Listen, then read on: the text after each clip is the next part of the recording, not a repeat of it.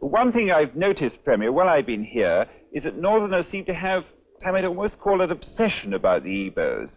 Could you perhaps explain that to me? Well, the Igbos are more or less the type of people whose desire is mainly to dominate everybody. If they go to a village, to a town, they want to monopolize everything in that area.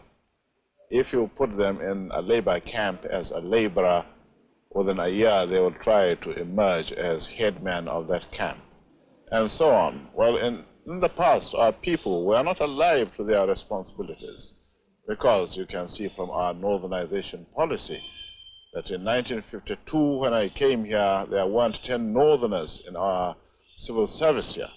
Then I tried to have it northernized, and now all important posts are being held by northerners. Is this policy of filling all key posts in the north solely with northerners and not with other Nigerians a temporary or a permanent one?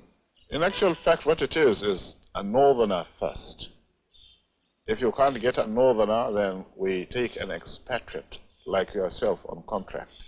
If we can't, then we can employ another Nigerian, but on contract too.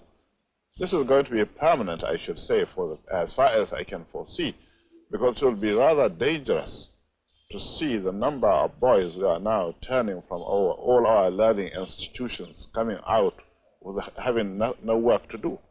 I'm sure whichever government of the day might be, it will feel rather embarrassed, and it might even lead to bloodshed. Doesn't this damage the idea, sir, of all people in all regions in Nigeria being fellow citizens of one country?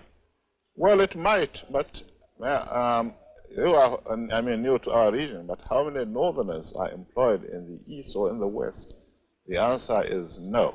And if there are, there may be 10 laborers employed only in the two regions.